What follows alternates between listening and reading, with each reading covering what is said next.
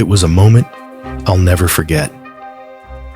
I opened the door to my apartment, home early from work, just hoping to kick off my shoes and breathe for a second. And there he was, my younger brother, standing in my bedroom, rummaging through my closet like it was his own. My desk drawers were wide open. Sealed envelopes lay torn on the bedspread. My things, private, personal, scattered like they meant nothing. He didn't flinch. He looked up at me, completely unfazed, and said, "I was just looking for headphones." Headphones? Is that what trust is worth now? I stood there, frozen, staring at my own brother and wondering when the lines had started to blur, when helping someone you love becomes letting them walk all over you.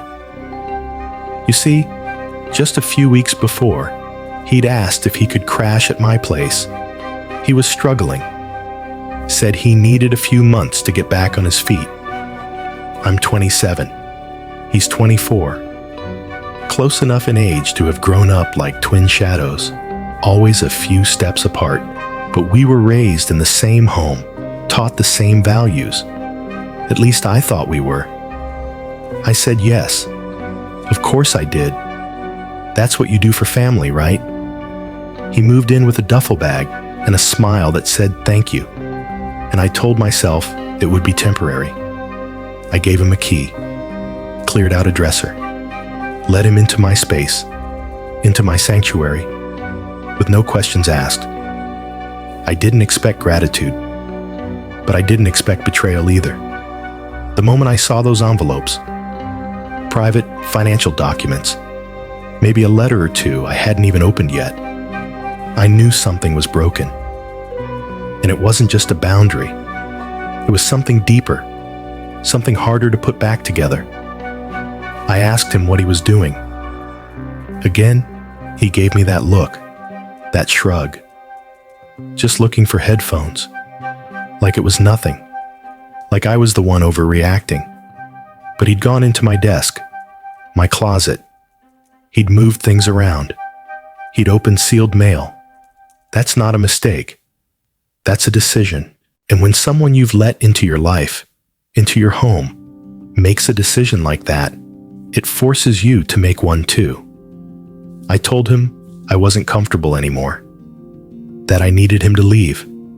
I gave him 48 hours to figure it out, find another place, call a friend, ask for help, but not from me, not in my space, not after what he did.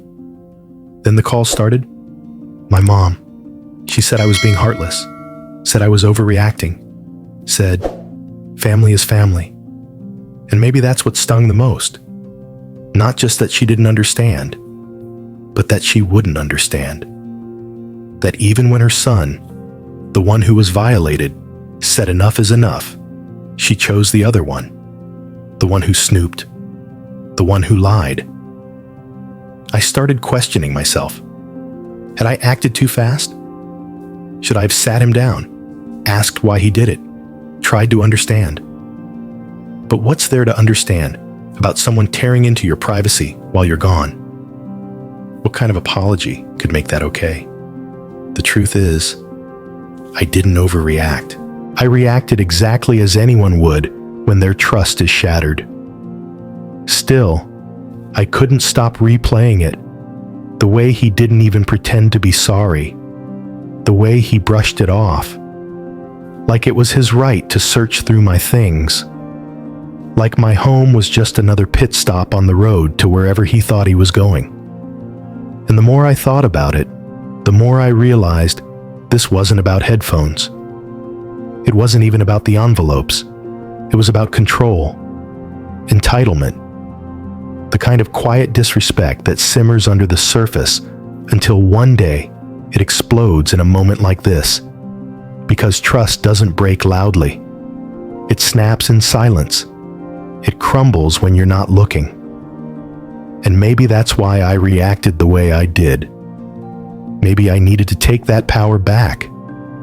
To say, my home, my rules, my life, my limits. But that didn't stop the guilt. It didn't stop my mom's words from echoing every time I closed the door. You're heartless. Family is family. I wanted to scream, because I was the one who opened the door in the first place. I was the one who trusted. I was the one who offered help without condition. And somehow, I became the villain. Some people say you should always give second chances, that people make mistakes, that family deserves grace. But here's the thing they never talk about: how it feels when grace is taken for granted, how it feels when forgiveness becomes permission, when love becomes a leash. Because I wasn't just protecting my belongings, I was protecting my peace, my mental health, my right to feel safe in my own home. He didn't just cross a boundary, he set fire to it. And while my mom sees that as a reason to hug tighter, I see it as a reason to draw the line. So now, I'm left with the silence. The kind that follows after you do something hard but necessary. The kind that asks you to sit with the weight of your own decision and wonder if you could have done it differently. He left 2 days later. No apology. No acknowledgement. Just a slammed door and the sound of my trust walking out with him. And maybe he'll never understand what he did. Maybe my mom never will either. But I do. I know exactly what it feels like to open your home only to have your boundaries broken. I know what it's like to be painted as cruel for defending your peace. And I know what it costs to say, enough. So, am I the asshole? Or was I just finally choosing myself? Here's what I know. When someone shows you who they are, believe them. Especially when they show you twice. Trust isn't just about being kind. It's about being safe. And kindness without boundaries isn't kindness. It's sacrifice. To the ones listening who've been called heartless for saying no. To the ones who've been guilted into silence because family is family. Let this be your reminder. You're allowed to have limits. You're allowed to say no. And you're allowed to protect your space. Even from the people who share your blood. So, what would you do? Would you give him another chance? Or would you change the locks?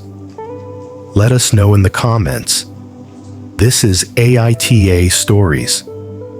And sometimes, doing what's right means walking away.